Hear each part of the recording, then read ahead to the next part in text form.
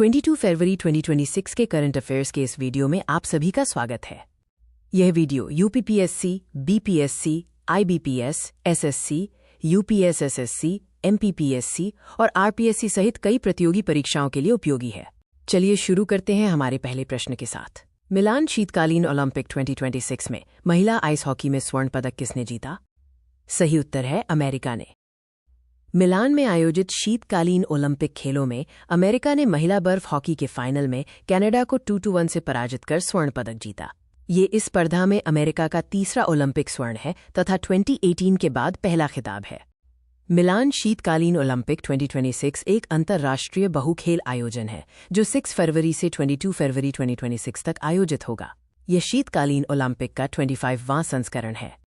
शीतकालीन ओलंपिक खेलों की शुरुआत आधिकारिक रूप से 1924 में शमोनिक्स में आयोजित शीतकालीन ओलंपिक से मानी जाती है। प्रमुख खेलों में ice hockey, figure skating, skiing, snowboarding, curling और स्पीड स्केटिंग शामिल हैं। हमारा दूसरा प्रश्न है, किस राज्य ने नेटिविटी कार्ड विधेयक को मंजूरी दे दी है? सही उत्तर है केरल ने।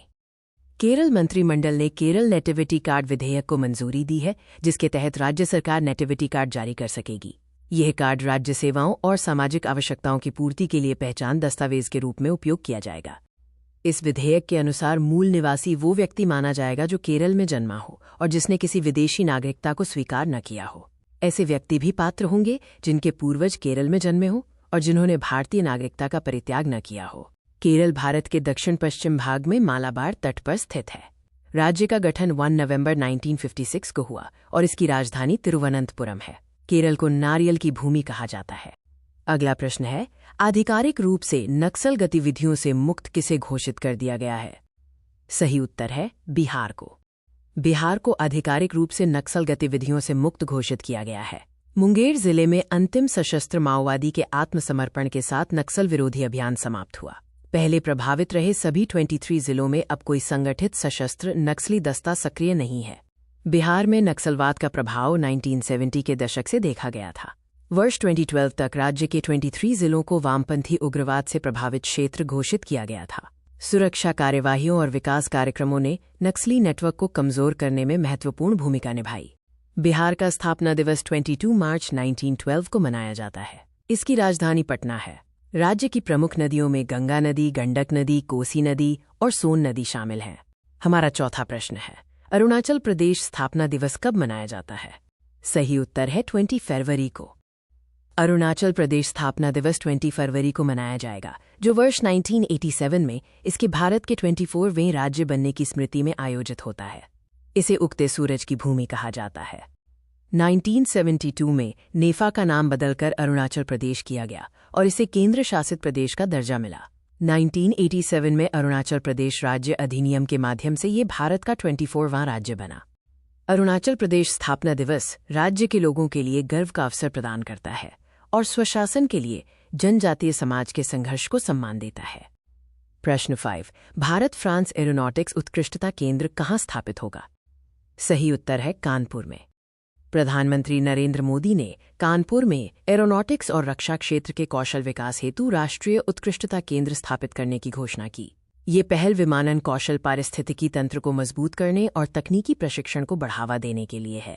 कानपुर में स्थापित होने वाला यह केंद्र विश्व स्तरीय कौशल विकास संस्थान के रूप में विकसित किया जाएगा। इसका उद्देश्य उन्नत तकनीकों और उद्योग की आवश्यकताओं के अनुसार प्रशिक्षण देकर भारत के विमानन और रक्षा क्षेत्र को मजबूत करना है। पीएमसी2 योजना के तहत औद्योगिक प्रशिक्षण संस्थानों को आधुनिक बनाने की दिशा में बड़ा सुधार किया जा रहा है, जिसका लक्ष्य देश भर में 1000 आईटीआई संस्थानों का उन्नयन करना है। प्रश्न 6, ड्रॉग पैराशूट का सफल परीक्षण किसने किया? सही उत्तर है डीआरडीओ ने। रक्षा अनुसंधान एवं विकास संगठन ने भारत के गगनयान मिशन के तहत ड्रॉग पैराशूट का क्वालिफिकेशन स्तर लोड परीक्षण सफलतापूर्वक पूरा किया है। ये परीक्षण 18 फरवरी 2026 को चंडीगढ़ में आयोजित किया गया।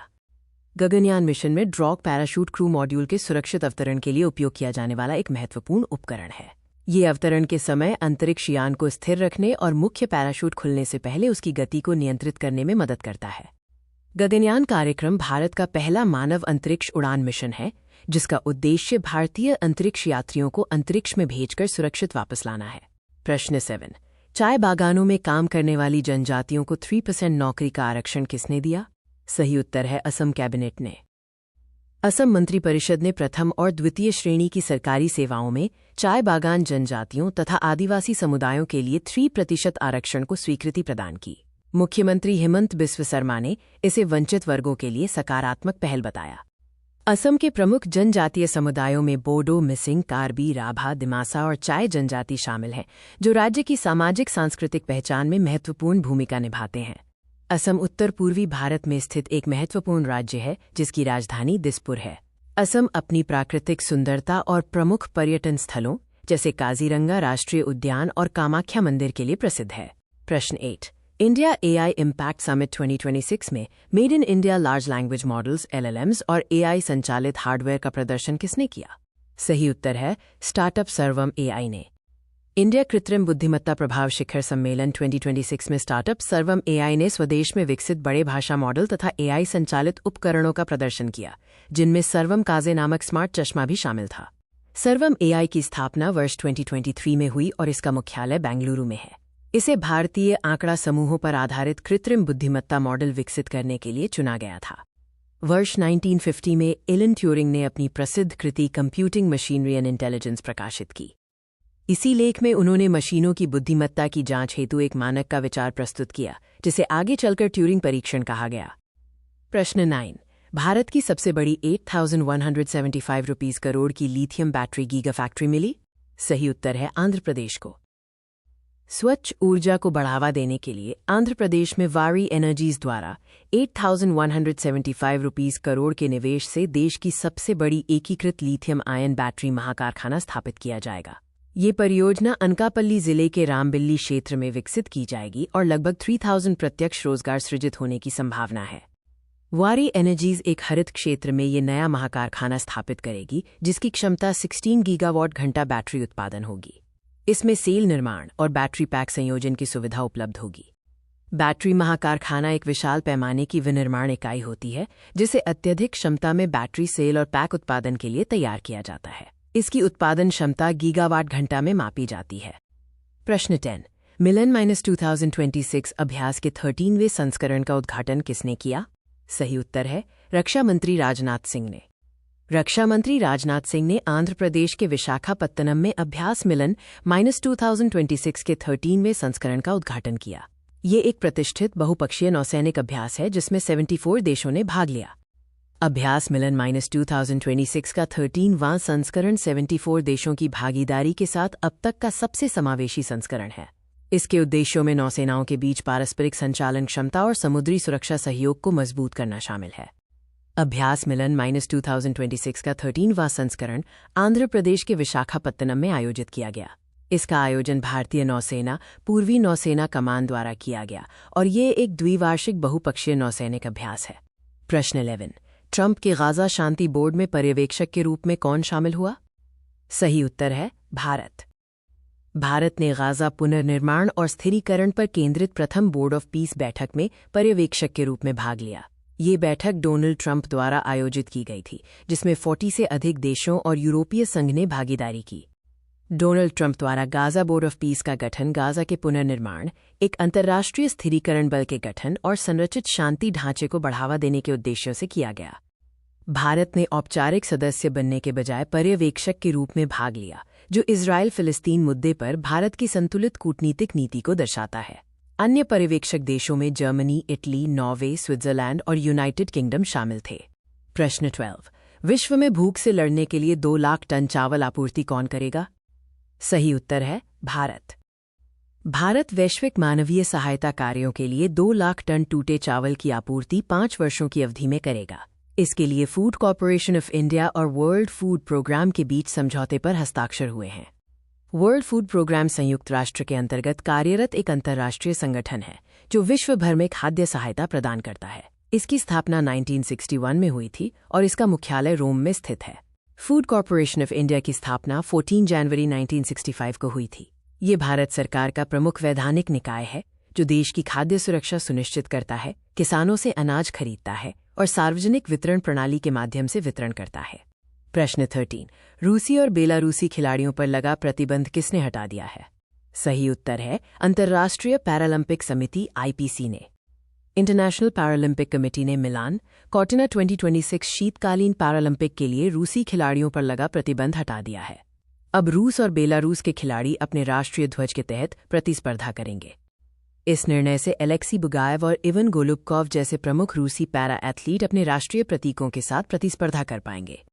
शीतकालीन पैरालंपिक दिव्यांग खिलाड़ियों के लिए आयोजित अंतर्राष्ट्रीय बहु खेल प्रतियोगिता है जो प्रत्येक 4 वर्ष में होती है।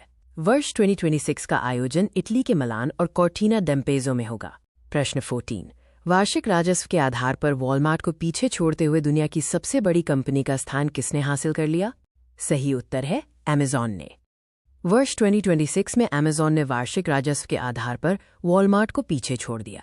अमेज़न ने वित्त वर्ष 2025 में $717 अरब का राजस्व दर्ज किया, जबकि वॉलमार्ट का राजस्व $713.2 अरब रहा।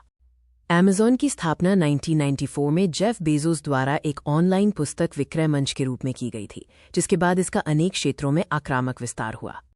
अमेज़न के संस्थापक जेफ बेजोस वर्तमान में लगभग $228 अरब की अनुमानित संपत्ति के साथ वैश्विक सूची में चौथे स्थान पर हैं। प्रश्न 15 का सही उत्तर है केंद्रीय मंत्री अश्विनी वैष्णव ने।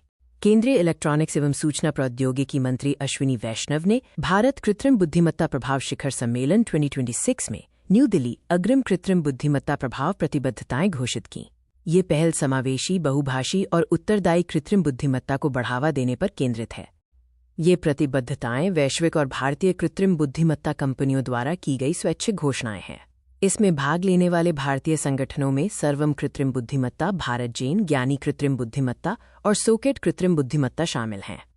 न्यू दिल्ली अग्रिम कृत्रिम बुद्धिमत्ता प्रभाव प्रतिबद्धताओं की घोषणा केंद्रीय मंत्री अश्विनी वैष्णव द्वारा भारत कृत्रिम बुद्धिमत्ता प्रभाव शिखर सम्मेलन 2026 में की गई। इसका मुख्य फोकस वास्तविक कृत्रिम बुद्धिमत्ता उपयोग और बहुभाषी कृत्रिम बुद्धिमत्ता मूल्यांकन पर है। इस वीडियो को देखने के लिए धन्यवाद। लाइक करें, कमेंट करें और सब्सक्राइब करना न भूलें।